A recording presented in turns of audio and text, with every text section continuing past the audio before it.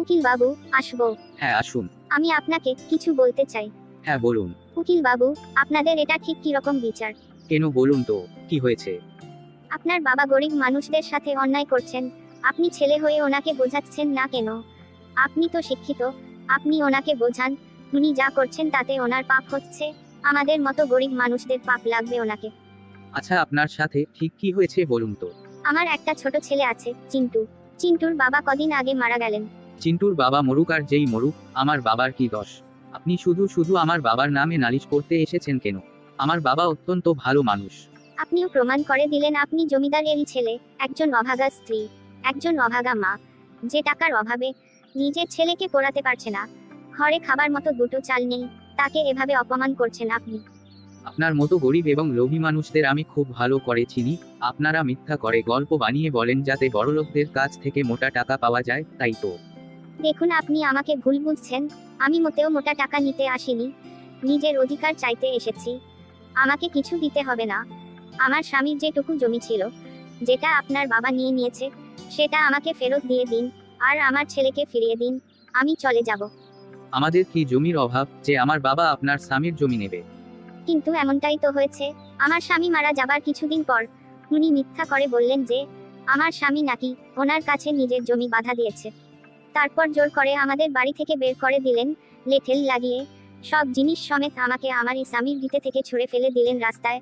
আর সেদিন থেকেই আমি রাস্তায় রাস্তায় ঘুরছি, গাছের তলায় রাত কাটাচ্ছি। এমনকি আমার সব জমি নিয়েও ওনার নাকি ধার শোধ হয়নি, আমার ছেলেকে দিয়ে নিজের বাড়ির কাজ করান উনি। দেখুন, আপনার কোথাও ভুল হচ্ছে। আমি শহরে থাকি, আমি একজন উকিল।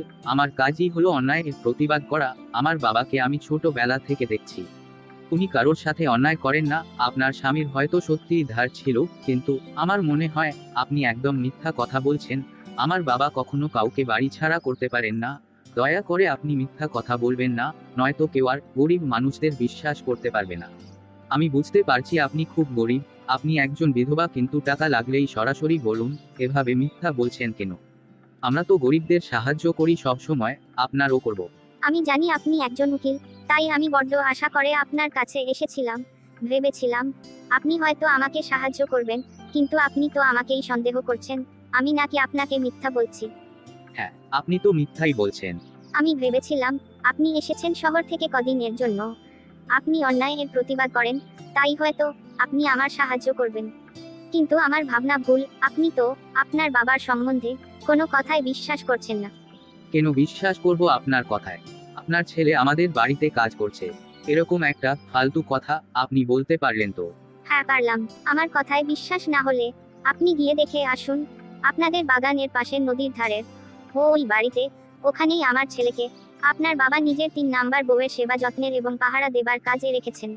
3 নম্বর বউ? আপনি কি পাগল হয়ে গেছেন? কার সম্বন্ধে কি বলছেন আপনি জানেন?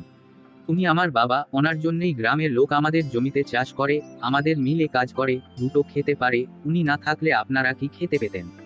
আপনি আপনাদের অন্নদাতার অপমান করছেন, কিন্তু যান এখান থেকে, চলে যান। হ্যাঁ আমি চলেই যাচ্ছি, আমি বুঝে গেছি আপনি যত বড়ই উকিল হন আমার সাহায্য করতে পারবেন না। আসলাম উকিল বাবু। আমাকে খেতে দিয়ে দাও, আজ আমার মিলে কাজ আছে, একটু রাত থাকতে হবে মিলে। আপনাকে এত কাজ করতে হয় কেন বলুন তো? মিলে তো এত লোক কাজ করে, তাও কেন এত কাজ যে প্রায়ই রাতে আপনাকে মিল যেতে হয়? আরে আরে, ছোট বউটা আমার, কাজ তো করতেই হবে বলো, তোমাদের জন্যই তো কাজ করি দিনরাত, যাতে তোমাদের কোনো অভাব না হয়। তাও আপনি এত কাজ করবেন না, আমাদের এত টাকার দরকার নেই, ভগবান অনেক দিয়েছেন আমাদের, আমাদের এতেই চলে যাবে। তুই আমাকে শেখাবি কি করব না করব, তুই বলে দিবি আমাকে। চুপচাপ হাত দিয়ে, আমার দেরি হচ্ছে, যেতে হবে। যাবার সময় বেশি বক বক করে ভোজন পাইবি না। হ্যাঁ হ্যাঁ দিচ্ছি, কিন্তু আমি তো আপনার কথা ভেবেই বলছিলাম। দরকার নেই, বুঝলি তুই। বাবা, ছোট মায়ের সাথে এরকম ব্যবহার করছো কেন? বেরোনোর সময় যদি এত কথা বাড়িয়ে দেরি করায়, তাহলে তো বকা খাবে। কিন্তু বাবা, মা তো তোমার শরীরের কথা ভেবেই। চোখ অনেক হয়েছে, আমি নিজেই খেয়ে নেব, দেরি হয়ে গেছে, বেরোলাম। মা তুমি চিন্তা করো না, আমি দেখছি। কি ব্যাপার, বাবা মিল যাবে বলে বাগান বাড়ির দিকে যাচ্ছেন কেন? দেখতে হবে তো ব্যাপারটা। কি রে চাকর, আমার ছোট্ট বউটার খেয়াল রাখছিস তো? আগে হ্যাঁ জমিদার বাবু। সাবাস। দেখো, আমি চলে এসেছি তোমার কাছে। আপনি কেন আমাকে জ্বালাতে চলে আসেন? আমি কি আপনাকে আসতে বলি? রোজ এসে যান কেন? কারণ আমি তোমাকে ভালোবাসি জান। ছি ছি ছি, ঘেন্না করি আপনাকে আমি। কিন্তু কেন? তুমি জানো আমি আমার সব বউদের মধ্যে তোমাকে সব থেকে বেশি ভালোবাসি, তাই তো তোমার কাছে রোজ ছুটি আসি এভাবে। এবার একটু আমার কাছে এসো। এবার বলো জান, তোমার কিসের অভাব? আমার বাড়িতে দুটো বউ আছে, ওরা একসাথে একটা বাড়িতে থাকে, আর তোমাকে দেখো এত বড় বাড়িতে আমি থাকতে দেখছি। তোমাকে আমি কত নতুন নতুন জামা সাজগোজ কিনে দিয়েছি, তোমার জন্য কাজের লোক রেখেছি। তোমাকে রান্নাও করতে হয় না, কাজও করতে হয় না, সবও করে তোমার জন্য আমি এত কিছু করি। আমাকে না ভালোবেসে ঘৃণা করবে কেন? আপনি খুব বাজে লোক, গরিবদের লুটে পুটে খান আপনি। আমি মানলাম আপনার কাছে আমার বাবার অনেক ধার ছিল, তাই বলে আপনি আমাকে তুলে এনে এভাবে এখানে রাখতে পারেন না। ছেড়ে দিন আমায়। আমি তো আপনার মেয়ের মতো, কেন আমার জীবনটা এভাবে শেষ করছেন? চলো, অনেক রাত হলো, শুয়ে পড়ি চলো। কাল আবার বাড়ি যেতে হবে, তারপর রেডি হয়ে মিল যাব। তোমার জন্যই তো এত কাজ করি বলো, যাতে তোমার অভাব না হয়।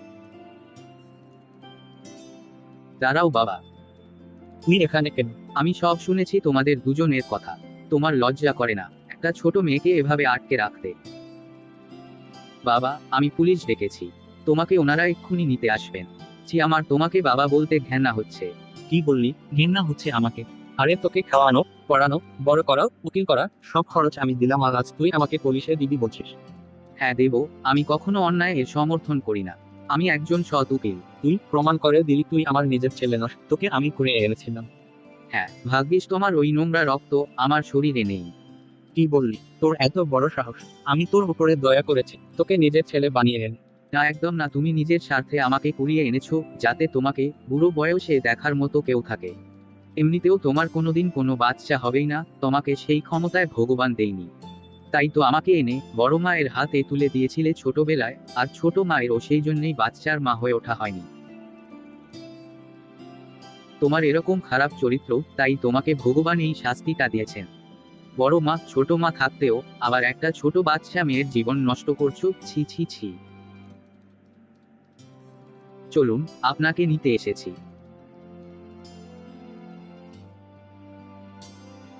তুমি কেঁদো না, জমিদারকে পুলিশে ধরে নিয়ে গেছে। আজ থেকে তোমাকে আর এখানে বন্দি হয়ে থাকতে হবে না। কে আপনি? আমি জমিদারের ছেলে। আরে আরে, ভয় পেও না, আমি মোটেও আমার বাবার মতো নয়, বরং আমি পুলিশ ডেকেছি।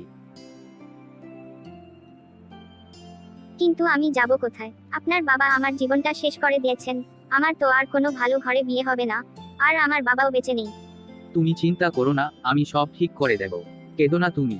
আসতে পারি ম্যাডাম? এসো, কিন্তু আমাকে ম্যাডাম বলো না। আমিও তোমার মতোই একজন গরিব ঘরের মেয়ে। হ্যাঁ, সেটা আমি জানি। আমি বলছিলাম যে আমাকে তোমার কেমন লাগে। মানে? মানে হলো, তুমি কি আমাকে বিয়ে করবে? হ্যাঁ, ঠিকই শুনছো। তোমার সাথে থাকতে থাকতে তোমাকে খুব ভালোবেসে ফেলেছি আমি। করবে আমাকে বিয়ে?